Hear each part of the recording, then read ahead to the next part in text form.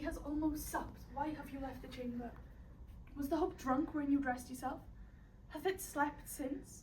To wake so green and pale at what it did so freely? Art thou afeard to be the same in thine own act and valour as thou art in desire? Wouldst thou live a coward in thine own esteem, letting I dare not wait upon I would? When you durst do it, then you were a man. And to be more than what you were, you would be so much more the man. I have given suck. I know how tender it is to love the babe that milks me. But I would, while it was smiling in my face, have plucked my nipple from its boneless gums and dashed its brains out if I had sworn as you have to this. If we should fail, screw your courage to the sticking place and we will not fail. When Duncan is asleep, his 2 chamberlains will I, with wine and wassail, so convinced that memory, that water of the brain, shall be a fume, and a receipt of reason, a limbeck only. What cannot you perform on the unguarded Duncan? What not upon his spongy officers, who should share the guilt of our great quell? Well done. Thank you. I missed my favourite line. Which was that? When in Swedish sleep, the dreaded natures shall lie within a day. I didn't notice that you missed it. Oh, it's my favourite line, and I always miss it. When it's swinish. That one as well. Okay, good. Let's give some feedback to Courtney, please. You look really disgusted in him that he wouldn't do it. It was really good. How? How did she show that? It's a good point, but we need analyses. But I don't know, you know when you squint your eyes and you're like, Yeah. you know what I mean? Yeah. Yeah, I did a facial expression. Yeah, you're going to do that for the examiner. You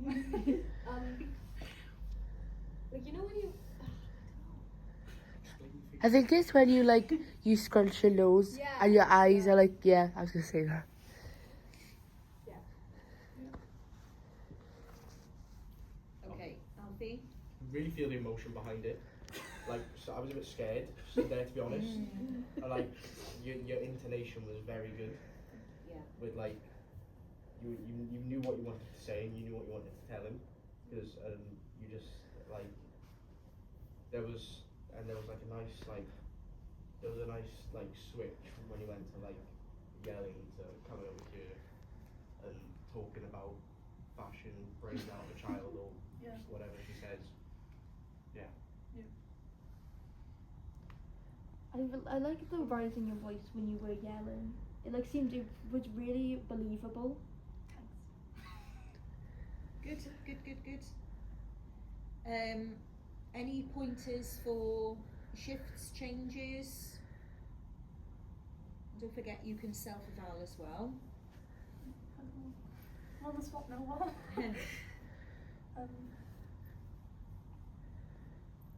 think I could have slowed it down and added more pauses to let it sink in. Yeah. Really show the shifts of the emotion and what I'm thinking. Yeah, I think it's very difficult because it's kind of I don't think there needed to be much more, because ultimately she's very driven and very motivated to get him to do what she wants him to do in this. So I don't think it needed a great deal more, but maybe just kind of, again, it's nerves and whatever, that the adrenaline pumps, and then suddenly you just don't realise how fast sometimes that you're saying things, and then you get to the end and you're like, oh, well, why didn't I just be in the moment a little bit more? And I think, with regards to auditioning next year and things, and when, you come to do your assessments after Christmas now, just record yourself. And I know it's horrible to watch yourself, right? I get it, right? I hate listening to my own voice and I hate watching myself doing things. But ultimately you learn from those moments where you go, oh God, I looked a bit weird, or I didn't realise how fast I was talking, or in my mind I was pausing there, but when you're on stage and you forget a line, or you think that you've paused, it feels like forever, doesn't it? You know, you kind of like, oh my gosh, everyone's going to really know. But the reality is they don't.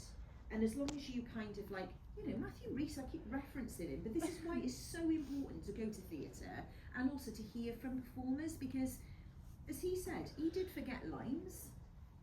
There were a couple of moments where I thought, was that him naturalising what he was saying, or did he have a glitch? But clearly there were a couple of glitches, but because he owned it and stayed in character, it doesn't matter. And you know, like I've got a line in Christmas Carol that I say, many thousands are in want of common necessaries, hundreds of thousands are in want of common comfort. And I switched them, you know, which in itself is fine. However, I've got a sidekick and she has to repeat the end of what I say. So she's supposed to go, comfort, yes, like that. But because I said it the other way round and ended on necessary, she switched then and went, necessaries. She went, don't worry, I'll just go with whatever. But I've really been conscious that I'm drilling that in my head to get it in the right order, because ultimately I've got somebody else relying on their cue, you know, because it's so specifically repeating what I'm saying. But it's just sometimes like these things go out of our head in the moment, and I've got to slow all of that down so much more than I'm doing at the moment. But at the moment I'm still in that, I'm just still trying to remember. And this is what I'm saying about like learning lines early doors is so important, because you can start to enjoy it and play with it a bit more and try things, and you do have the privilege then of like going, right, I'm going to try doing that bit faster, that bit slower, and experimenting, because and owning it and feeling it inside, rather than it being like, I've just got to remember. Because if you're spending the whole time remembering, you're not being. Yeah? Okay, good. Really, really great effort, Courtney. It's much improved from the first work I saw you doing in auditions from the beginning of the year.